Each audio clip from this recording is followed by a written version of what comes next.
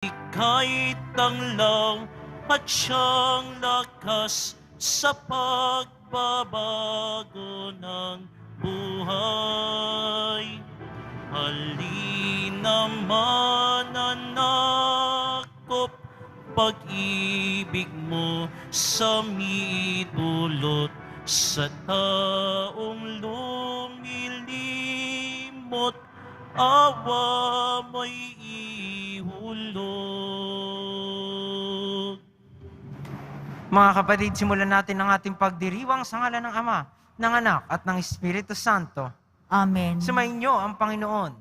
At sumaiyo rin. Sa mga naririto po, kasama ng mga sumusubaybay sa atin sa pamamagitan ng live streaming sa Facebook, YouTube, Twitter at TV Maria, magandang umaga po sa inyong lahat. At sa mga kapatid nating nasa ibang panig ng daigdig, isang mapagpalang araw po sa inyo. Sa ating mabuting balita ngayon, matutunghayan natin si San Jose na sa kabila ng takot, sa kabila ng pangamba sa mga bagay na hindi sigurado, siya ay kumapit at nagtiwala sa kalooban ng Diyos para sa kanya at para kay Maria.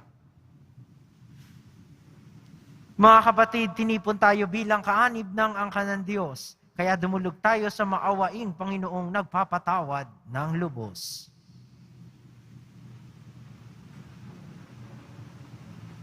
Sinugong tagapagpagaling sa mga nagsisisi, Panginoon, kaawaan mo kami.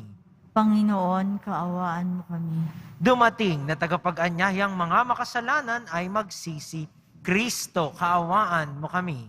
Kristo, kaawaan mo kami. Nakaluklok ka sa kanan ng Diyos Ama para ipamagitan kami. Panginoon, kaawaan mo kami. Panginoon, kaawaan mo kami. Kaawaan tayo na makapangyarihang Diyos, patawarin tayo sa ating mga kasalanan at patnubayan tayo sa buhay na walang hanggan. Amen. Manalangin tayo. Ama naming makapangyarihan, kaming naghihirap sa mga lumang pasanin dahil sa pagkakasalang sa aming umalipin, ay palayain mo pakundangan sa bagong pagsilang na dulot ng iyong anak na aming hinihintay, sapagkat siyang namamagitan kasama ng Espiritu Santo magpasawalang hanggan. Amen. Magsiupo ang lahat.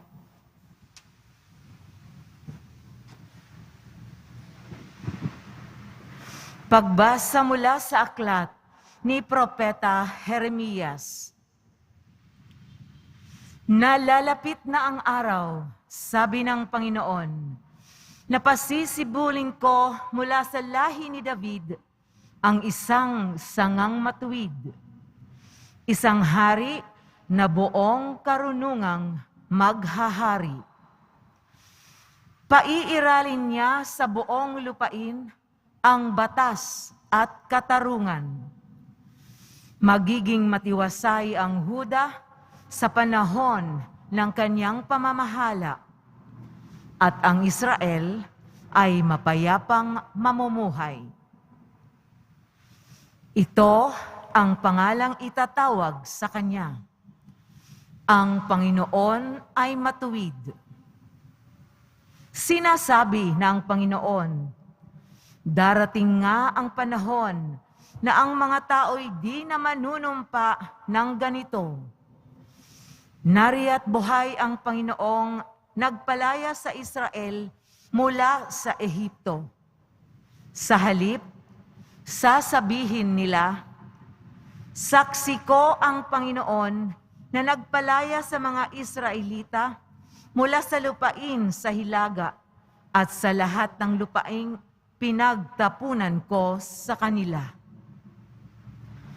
Babalik sila sa sariling lupa at doon muling mamumuhay. Ang salita ng Diyos. Salamat sa Diyos.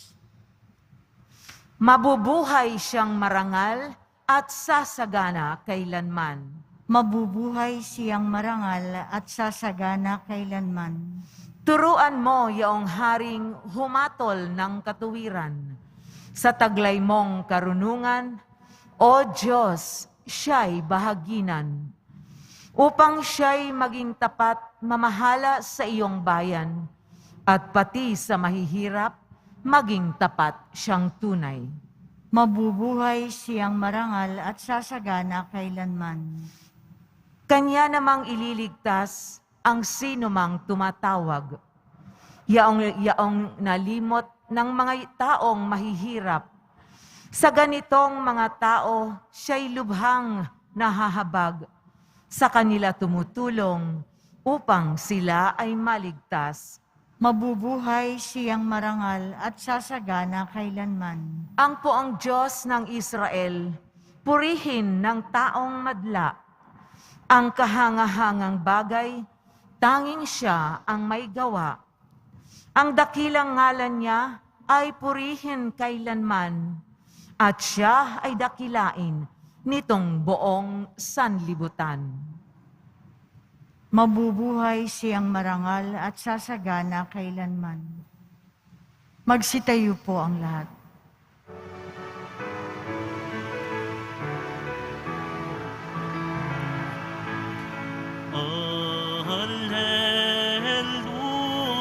Hallelujah, hallelujah,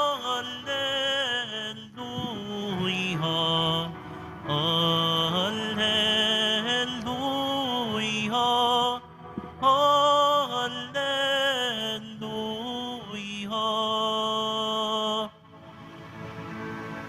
Namumuno ng Israel, nagbigay utos sa amin.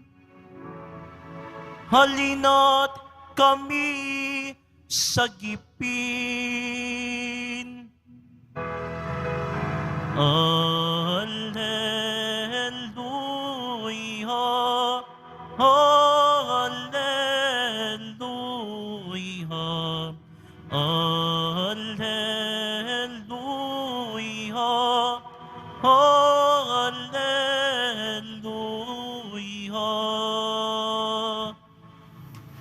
Sumainyo ang Panginoon. At sumaiyo rin. Ang mabuting balita ng Panginoon ayon kay San Mateo. Papuri sa iyo, Panginoon.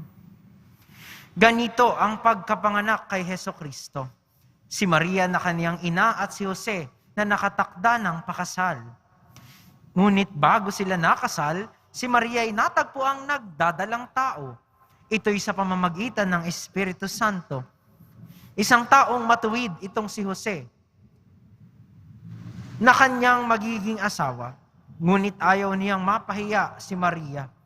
Kaya ay pinasya niyang hiwalayan ito ng lihim. Samantalang iniisip ni Jose ito, napakita sa kanya sa panaginip ang isang anghel ng Panginoon.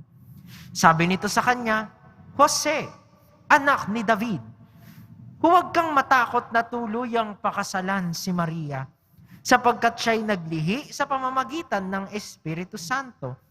Manganganak siya ng isang lalaki at ito'y pangangalanan mong Jesus, sapagkat siya ang magliligtas sa kanyang bayan sa kanilang mga kasalanan. Nangyari ang lahat ng ito upang matupad ang sinabi ng Panginoon sa pamamagitan ng propeta. Maglilihi ang isang dalaga at manganganak ng isang lalaki at tatawagin itong Emmanuel, ang kahulugay, kasama natin ang Diyos. Nang magising si Jose, sinunod niya ang utos ng anghel ng Panginoon. Pinakasalan niya si Maria. Ngunit hindi ginalaw ni Jose si Maria hanggang sa maipanganak nito ang isang sanggol na lalaki na pinanganlan nga niyang Jesus. Mga kapatid, ang mabuting balita ng Panginoon. Pinupuri ka namin, Panginoong Heso Kristo. Maupo ang lahat.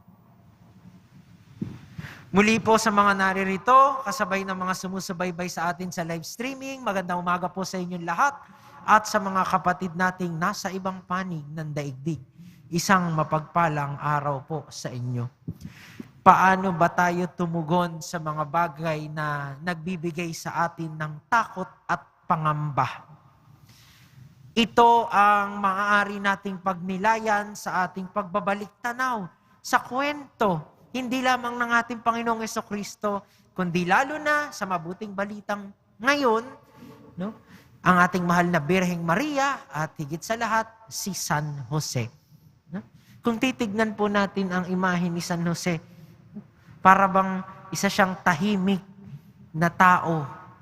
No? Isang karakter na hindi rin gaanong nagsalita. O kung tutuusin, hindi nagsalita sa ating kwento ng kapanganakan ng ating Panginoon.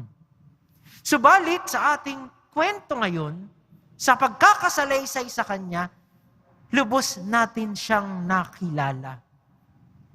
No? Isang matapat na tao sa Panginoon. May nakahanda ng kinabukasan.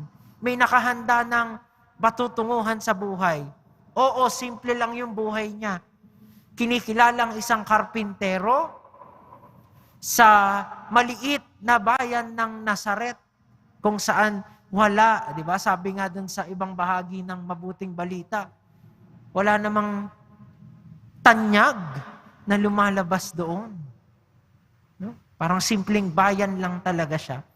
Pero malinaw ang kanyang tatahakin sa buhay. Pakakasalan niya ang kanyang kabayan, ang kanyang aasawahin ng ating mahal na Birheng Maria, no? At siguro nasa pangarap niya mabuhay ng mapayapa, matiwasay, magkaroon ng pamilya. Subalit, nag-iba ang kanyang mga pangarap at ang kanyang pagtingin sa buong buhay niya noong biglang nabuntis ang kanyang aasawahin. No? At alam mo, kung alam mong hindi mo naman kasalanan, syempre, di ba, magtataka ka. At sa batas ng mga Hudyo, kapag na-discovering nagdadalang tao ang iyong asawa na hindi sa iyo, siya ay babatuhin hanggang kamatayan.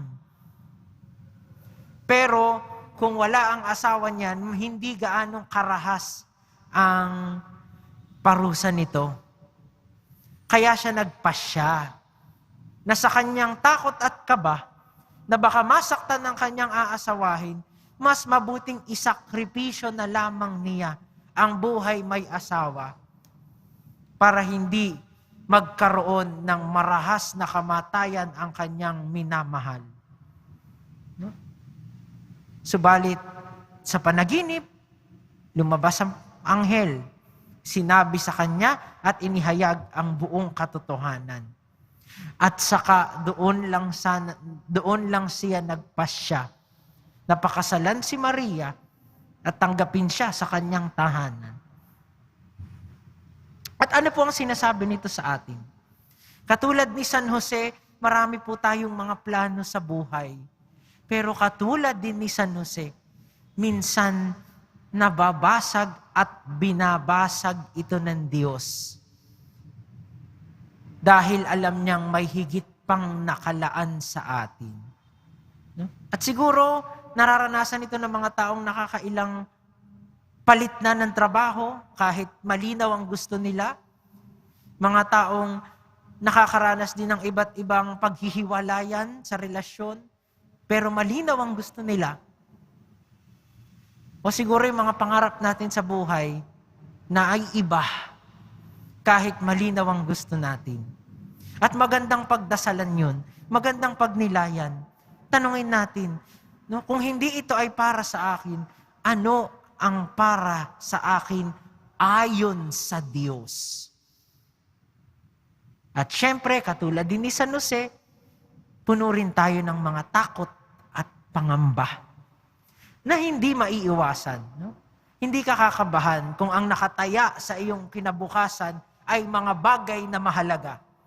Hindi ka matatakot kung ang iyong kinatatakutan ay may kinalaman sa bagay na napakahalaga sa iyo.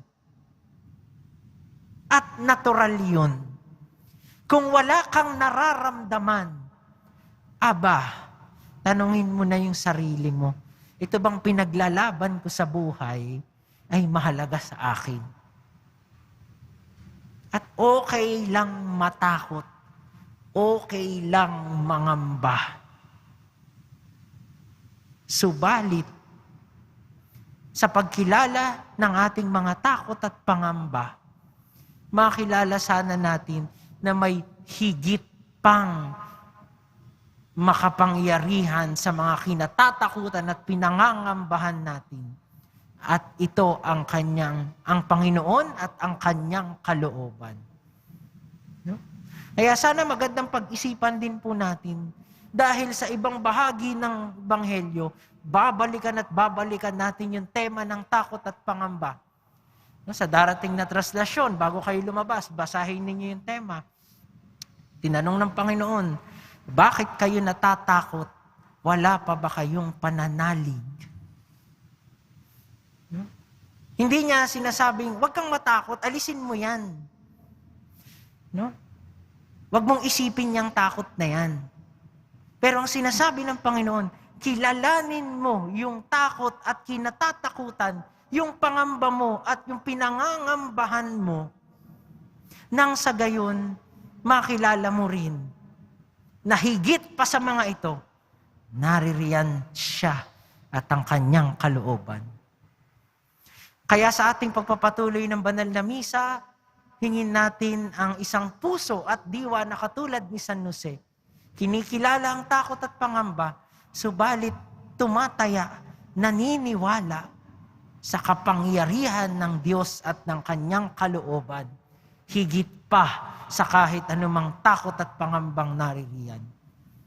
At sa simula ng ating araw, tanungin natin, may mga bagay ba akong kinatatakutan, pinangangambahan, at paano ako tumutugon sa mga ito? Mahal na pong Jesus Nazareno, tugunan mo po ang mga takot at pangamba sa aming puso. Maawa ka sa amin. Magsitayo po ang lahat.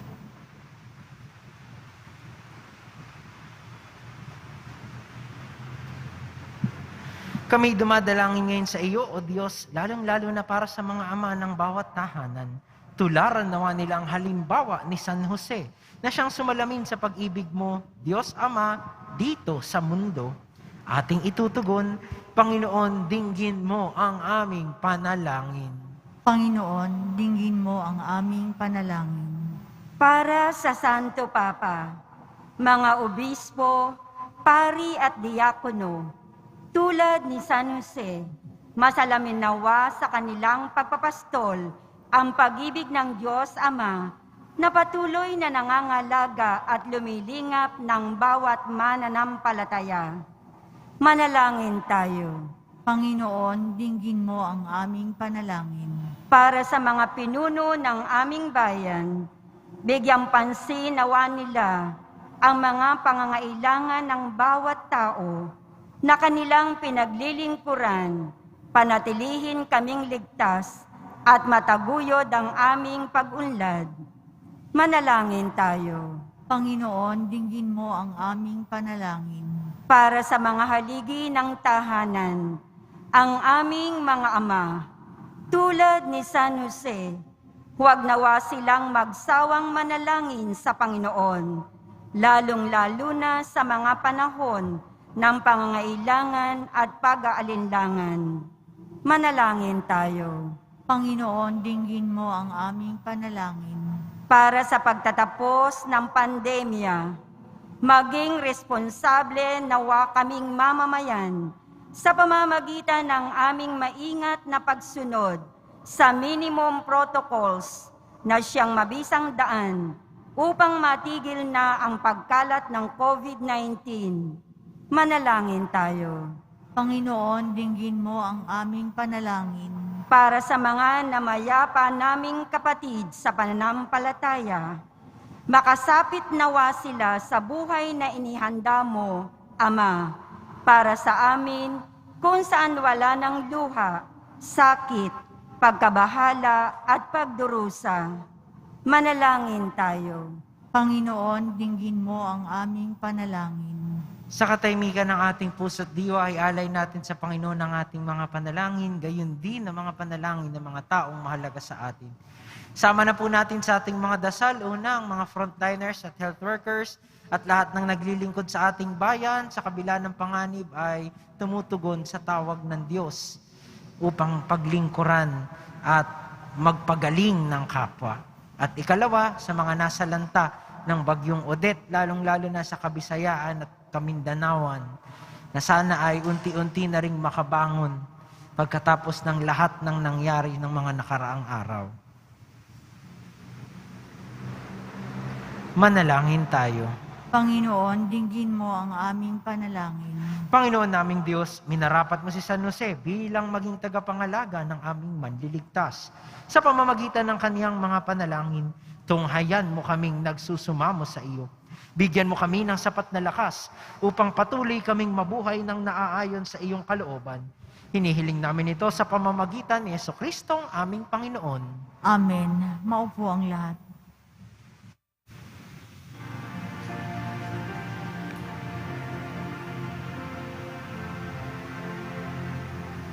Alay namin sa iyong pagdating, kabutihan, pag-asa't mga pusong tapat.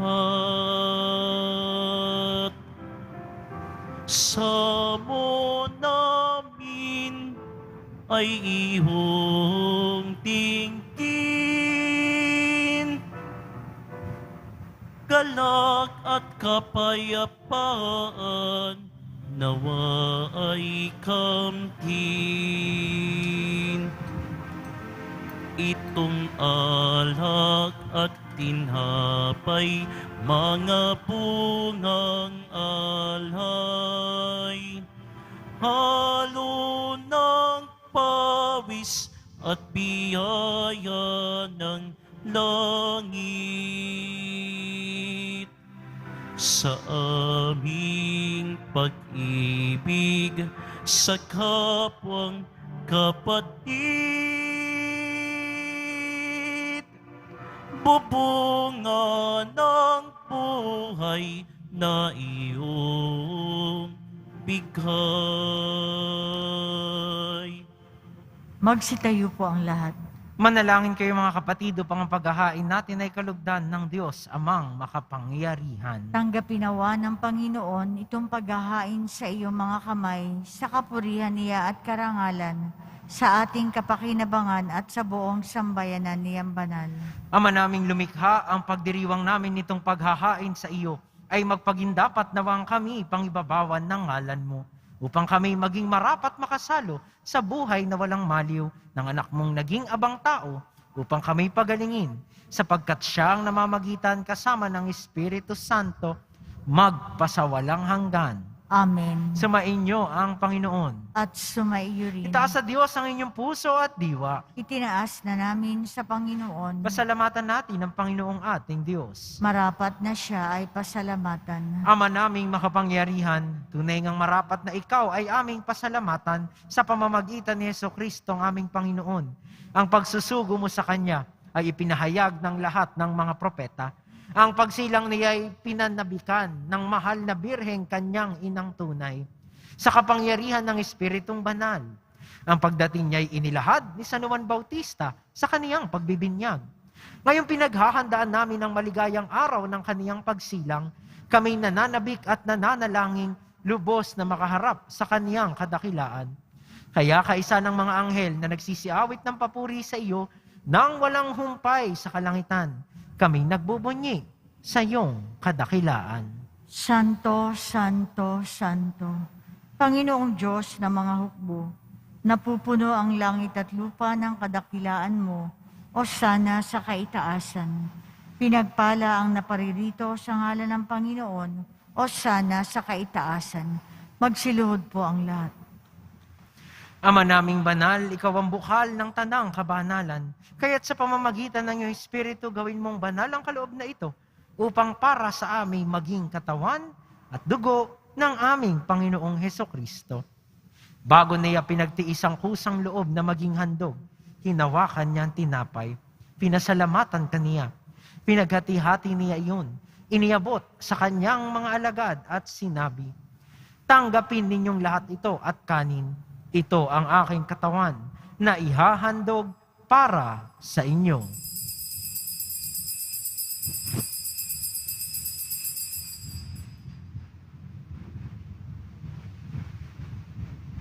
Gayun din naman nung matapos ang hapunan, hinawakan niya ang kalis. Muli kaniyang pinasalamatan. Iniabot niya ang kalis sa kanyang mga alagad at sinabi, "Tanggapin ninyong lahat ito at inumin. Ito ang kalis ng aking dugo, ng bago at walang hanggang tipan. Ang aking dugo na ibubuhos para sa inyo at para sa lahat sa ikapagpapatawad ng mga kasalanan. Gawin ninyo ito sa pag-alala sa akin."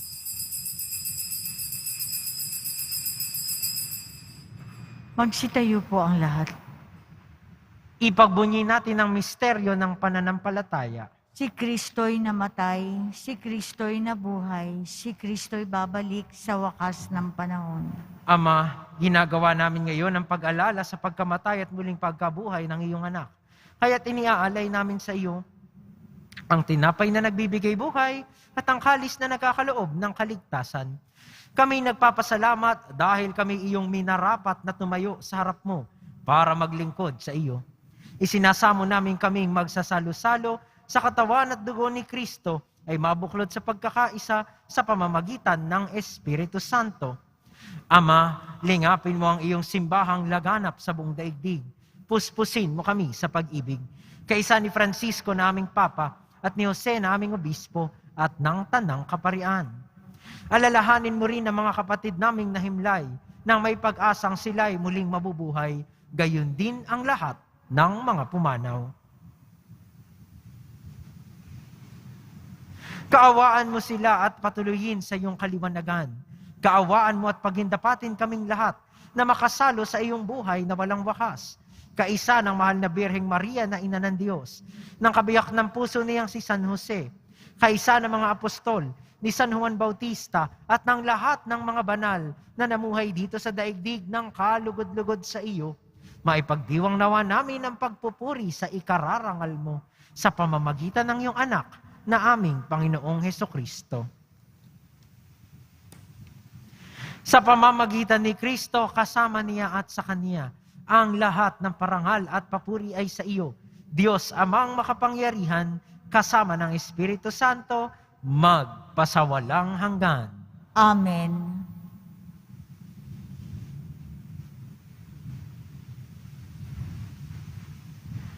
Sa tagubilin ng mga nakagagaling na utos at turo ni Jesus na Panginoon natin at Diyos, ipahayag natin ng lakas loob. Ama namin, sumasalangit ka. Sambahin ang ngalan mo. Mapasa amin ang kaharian mo. Sundin ang loob mo dito sa lupa para nang sa langit. Bigyan mo kami ngayon ng aming kakanin sa araw-araw. At patawarin mo kami sa aming mga sala para nang pagpapatawad namin sa nagkakasala sa amin.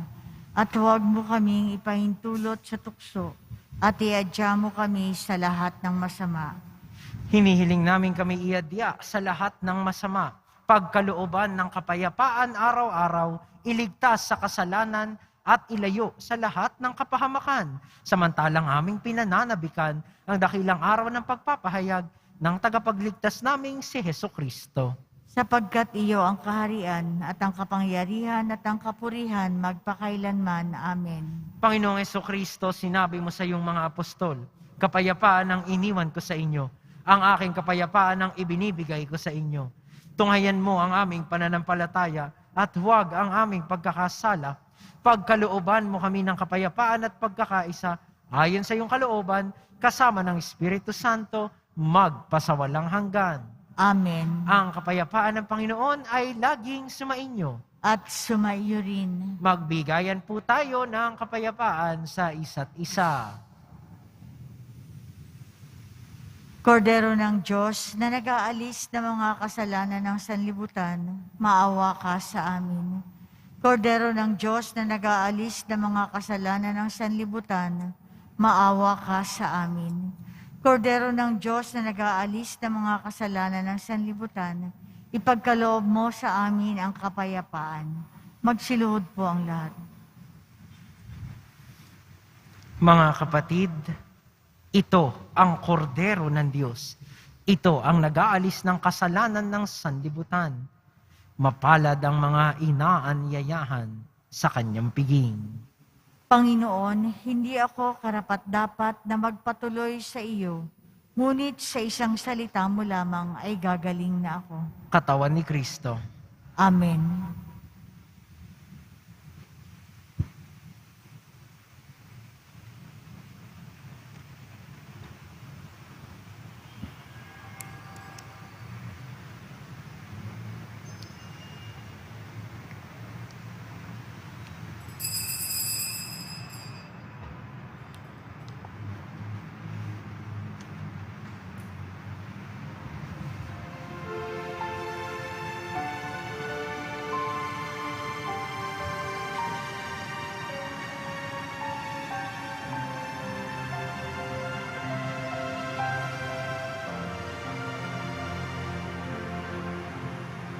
Halina, Jesus, sa aming piling.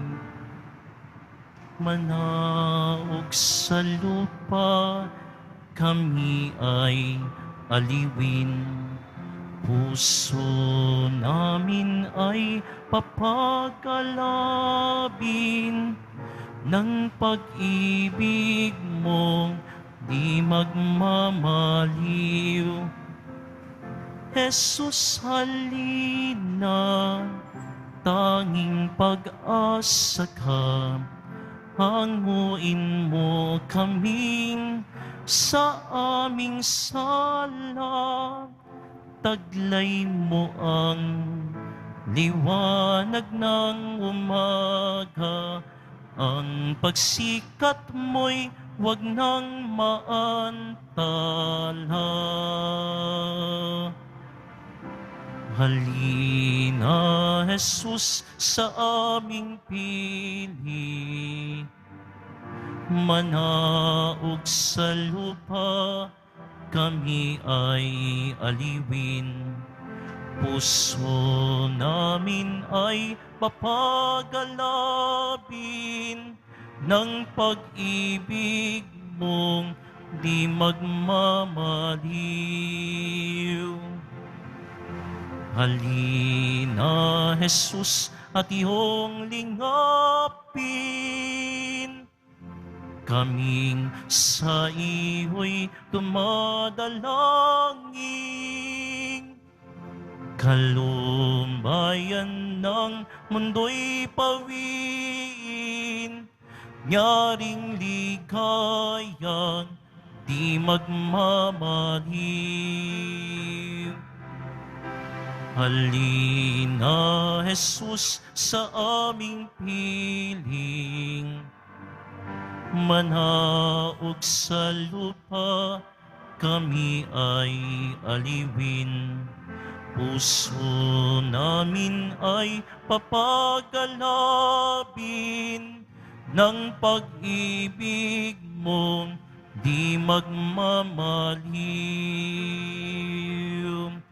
Puso namin ay papagalabin ng pag-ibig mong di magmamaliw.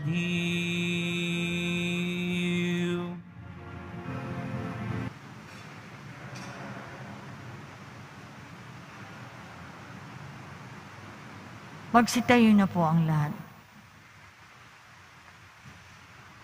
Manalangin tayo.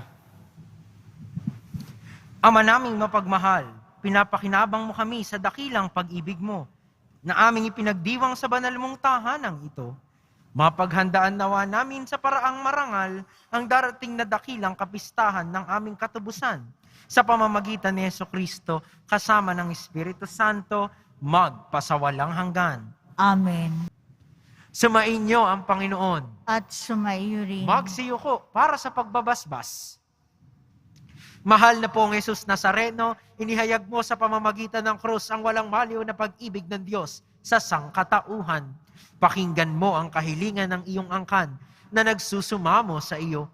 Makamtan nawa nila ang iyong katugunan at tanggapin ang kasagutan na may utang na loob na tinatanaw. Basbasan din po ninyo ang mga daladala nilang mga imahen at dasalan sa pamamagitan ng bendisyong ito, na may maalaala nila ang mga pangako nila noon sa binyag na ikaw ang kanilang iibigin at paglilingkuran bilang Panginoon magpasawalang hanggan. Amen. At pagpalain nawa tayo ng ating makapangyarihan at mapagmahal na Diyos, Ama, Anak, at Espiritu Santo. Amen. Tapos na ang misa, humayo kayong dala ang pag-ibig at kapayapaan ng ating pong Jesus Nazareno. Salamat sa Diyos. Magandang umaga po sa inyong lahat.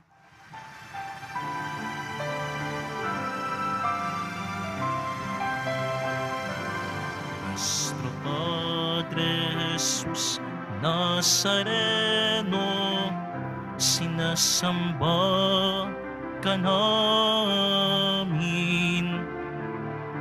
pinipinto ka namin, aral mo ang aming buhay at kaligtasan.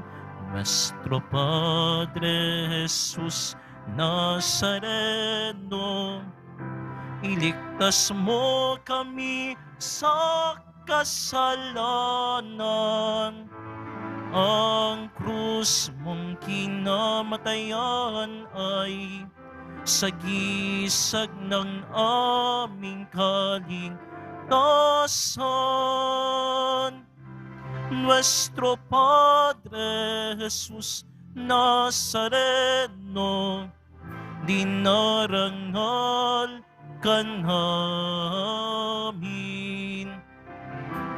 Nuestro Padre Jesus Nazareno, nilulwalhati ka namin.